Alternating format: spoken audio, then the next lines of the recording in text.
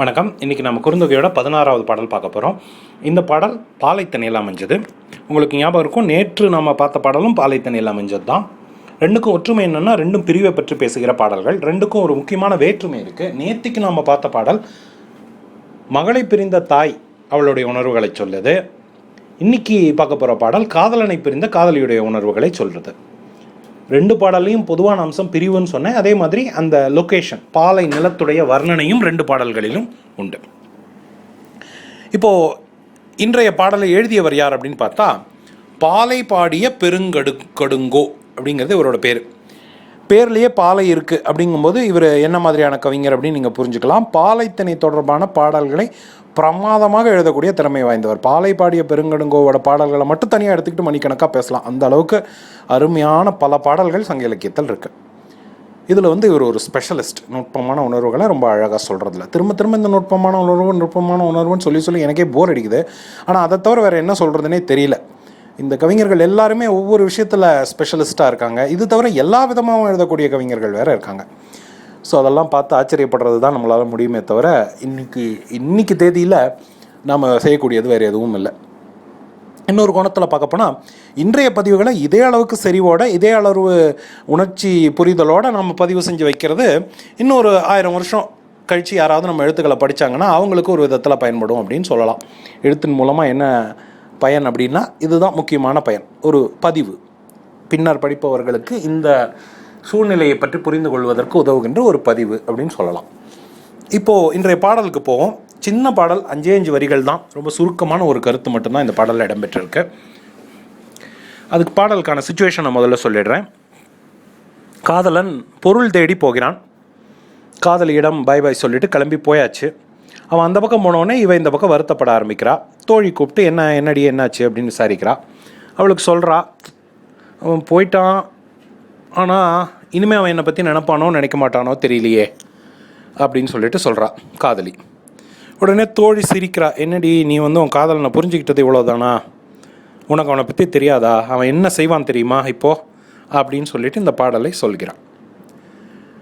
உள்ளார் கொல்லோ தோழி கள்வர்தம் பொன்புனை பகழி செப்பம் கொன்மார் உகிர்நுதி புரட்டும் ஓசை போல செங்கால் பள்ளி தன் துணை பயிரும் அம் கால் கள்ளி அம் காடு இறந்தோரே. இதுதான் அந்த பாடல். ரொம்ப எளிமையான பாடல். நான் சொன்ன மாதிரி ஒவ்வொரு வரியாக பார்ப்போம். உள்ளார் கொல்லோ தோழி. உள்ளுதல் அப்படின்னா நினைத்தல் அப்படின்னு அர்த்தம். உள்ளார் கொல்லோ தோழி அப்படின்னா நினைக்க மாட்டாரா தோழி அப்படின்னு கேட்குறா. அதாவது தோழி காதலியை பார்த்து, ஒன்று அவர் நினைக்க மாட்டாரா? கண்டிப்பாக நினைப்பார் அப்படிங்கிறது இதுக்கு அர்த்தம். ஏன் கண்டிப்பாக நினைப்பார்? அதுக்கு பாக்கி வர வரிகள் விளக்கம் சொல்லுது. கள்வர் தம் பொன்புனை பகழி செப்பம் கொன்மார் உகிர்நுதி புரட்டும் ஓசை. இது ஒரு வர்ணனை. ஒரு வர்ணனை இல்லை, உவமைன்னு சொல்லலாம். வர்ணனை தான், இது ஒரு ஓமையாக இங்கே பயன்படுகிறது. நம்ம முன்னையே பார்த்த மாதிரி குறுந்தொகை ஓமை ஸ்பெஷல். அதனால் ஓமைகளுக்கு கொஞ்சம் கூடுதல் முக்கியத்துவம் கொடுத்து பார்க்குறது நமக்கு சுவாரஸ்யத்தை கூட்டும். கள்வருங்கிறது பாலை நிலத்தில் கள்வர்கள் அதிகமாக இருப்பார்கள். ஏன்னா ஆள் இல்லாத பாதை, அங்கே மக்கள் அபூர்வமாக தான் பயணம் செய்வாங்க. அப்படி இருக்கும்போது அப்படி வர்றவங்கள வழிமறித்து இவங்க அவங்களோட பொருள்களை பிடுங்கிக் கொள்வார்கள். கள்வர்கள் அங்கே அதிகம். ஸோ அந்த கள்வர்கள் தம் பொன் புனை பகழின்னா அம்பு. நம்ம ஏற்கனவே இன்னொரு பாட்டில் பார்த்துருக்கோம். தங்களுடைய இரும்பாலான அம்பு செப்பம் கொன்மார், செப்பம் இடுவதற்காக. செப்பம்ங்கிற வார்த்தை நம்ம இன்றைக்கும் பயன்படுத்துறது தான். பழுது சரி செய்தல், செப்பனிடுதல் அப்படின்னு சொல்கிறோம். செப்பம் பார்த்தல் அவ்வளோவா புழக்கத்தில், பேச்சு வழக்கில் இல்லைனாலும் எழுத்தில் இன்னும் இருக்கிற ஒரு வார்த்தை தான் செப்பனிடுதல், செப்பம் பார்த்தல் அப்படின்னு சொல்கிறது. ஸோ அவங்க என்ன பண்ணுறாங்க, தங்களுடைய அம்புகளை செப்பம் பார்க்கிறார்கள். அதற்காக என்ன பண்ணுறாங்க, உகிர்நுதி புரட்டும் ஓசை.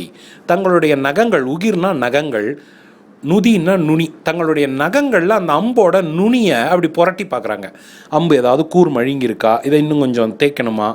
ஆமாம், கூர் மழுங்கியிருக்கு அப்படின்னா நல்லா தேய்ச்சி மறுபடியும் ஒரு தடவை நகத்தில் அப்படி உரசி பார்க்குறது. அப்படி உரசும்போது ஒரு சத்தம் கேட்கும் இல்லையா? அந்த சத்தத்தை போல செம்கால் பள்ளி, செம்மையான கால்களை கொண்ட பள்ளி தன் துணை பயிரும், தன்னுடைய துணை அதாவது ஆண் பள்ளி பெண் பள்ளியை அழைக்கிறது. தன் துணை பயிரும், பயிரும் அப்படின்னா அழைக்கும், அப்படி அழைக்கின்ற கால் கள்ளி காடு அப்படிங்கிறார். அதாவது கால், அம்னா அழகிய, நம்ம ஏற்கனவே இன்னொரு பாட்டில் பார்த்துருக்கோம், அழகான அடிகளை உடைய கள்ளிகளை உடைய, அடிகள்ங்கிறது இங்கே வந்து பாதை அப்படிங்கிற அர்த்தம், அழகான பாதையை உடைய கள்ளிகளை உடைய அந்த காடு, பாலை நிலம், அந்த நிலத்தை கடந்து இறந்தோரே சென்றோரே, அப்படி சென்றவர், முதல் வரியோடு செத்துக்கணும், உள்ளார் கொல்லோ தோழி, அப்படி சென்றவர் உன்னை நினைக்க மாட்டாரா? என் தோழியே, நீ வந்து அவன் உன்னை நினைப்பானான்னு நினச்சி கவலைப்படுற, ஆனால் உன் மேலே என்ன நடக்கும்னா, அவன் இப்போ பாலை நிலத்தில் நடந்து போயிட்டுருப்பான். அந்த பாலை நிலத்தில் உள்ள கள்வர்கள் தங்களுடைய அம்புகள் கூர்மழுங்கி விட்டால் விரல் நுனியில் அப்படி அதை தேய்ச்சி பார்த்து அது எப்படி செப்பனிடணும் அப்படின்னு தீர்மானிக்கிற அந்த ஓசையைப் போல அங்கே ஒரு ஆண் பல்லி தன்னுடைய பெண் பல்லியை அழைக்கும். அந்த சத்தத்தை கேட்டவுடன் அவனுக்கு உன்னுடைய ஞாபகம் வரும், அவன் உன்னை தேடி திரும்பி வந்து விடுவான், கவலைப்படாதே அப்படின்னு சொல்லிட்டு அவனுக்கு ஒரு ஆறுதல் சொல்கிறான். இதுவும் ஒரு ரொம்ப மரபு சார்ந்து நிறைய பாடல்களில் வந்துட்டுருக்கிற காட்சி தான்.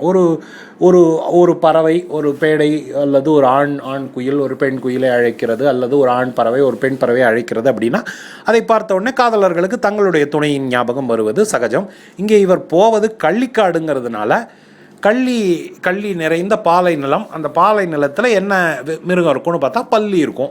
அந்த பல்லி தன்னோட பெண் பல்லியை எழுப்பும்போது அப்படி போடுற அந்த சத்தம் இந்த அம்புகளை விரல் நுனியில் தேய்க்கும் போது ஏற்படுற சத்தத்தை போல இருக்கும் அப்படின்னு அவர் ஒரு ஓமையை பயன்படுத்துகிறார்.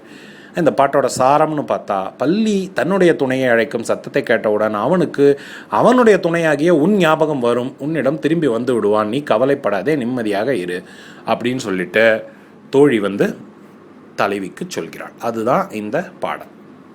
இப்போது இந்த பாடலில் ஒரு ரொம்ப சுவாரஸ்யமான சொல் இருக்குது. அந்த சொல்லை வந்து கொஞ்சம்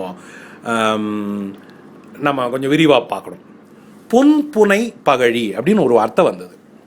பொன் அப்படின்னா நமக்கே தெரியும் தங்கம், ஆனால் இங்கே பொன் புனை பகழி அப்படிங்கிறாங்க. அது என்ன பொன் புனை பகழி? பொண்ணுன்னா தங்கம், பகழின்னா அம்பு. தங்கத்தில் அம்பா?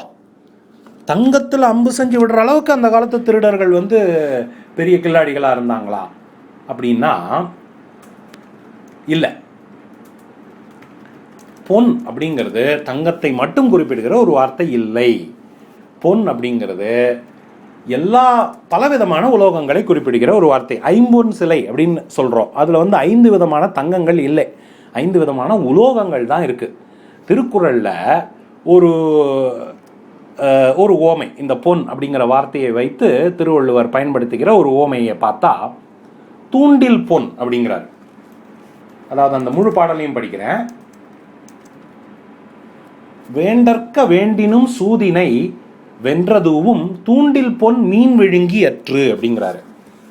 எப்பா கேம்பிளிங் வேணாம், சூதாடாதே, உனக்கு சூதாட்டத்தில் லாபம் வந்தாலும் சரி நஷ்டம் வந்தாலும் சரி சூதாடாதே. நஷ்டம் வந்தால் உன் பணம் போகும், லாபம் வந்தால் நீ தூண்டிலை பிடித்த மீன் போல ஆவாய். ஜெயிச்சிட்டதா நீ நினைப்ப, ஆனால் நீ அதில் போய் சிக்கிக்குவ, ஒரு நாளும் உன்னால் அதுலேருந்து வெளில வர முடியாது அப்படின்னு தூண்டில் பொன் மீன் விழுங்கி அற்று அப்படிங்கிறாரு. தூண்டில் என்ன தங்கத்திலையா செய்கிறாங்க? அந்த இடத்துல பொண்ணுன்னா இரும்புங்கிற உலோகம் தான். ஐம்பொன் அப்படின்னு சொல்லும்போது 5 விதமான உலோகங்கள், பஞ்சலோகம்னு வடமொழியில் சொல்லுவாங்க. அந்த மாதிரி இந்த இடத்துல பொன் பகழி அப்படின்னா தங்கத்தாலான அம்பு கிடையாது, இரும்பாலான அம்பு தான். அதனால் இதை கேட்கும் பெண்கள் தங்களுடைய கணவனோ காதலனோ பொன் சங்கிலி வாங்கி தரேன் அப்படின்னு சொன்னால் முதல் வேலையாக அவங்க சட்டையை பிடிச்சி பொண்ணுன்னு பேசுகிற வேலை வேண்டாம், தங்கச்சங்கிலின்னு சொல்லு அப்படின்னு சொல்லி வாக்கு வாங்கிக்கோங்க. இல்லைன்னா உங்களுக்கு இரும்பு சங்கிலி தான் கிடைக்கும். நன்றி. அடுத்த குறுந்தொகை பாடலை நாளைக்கு பார்க்கலாம்.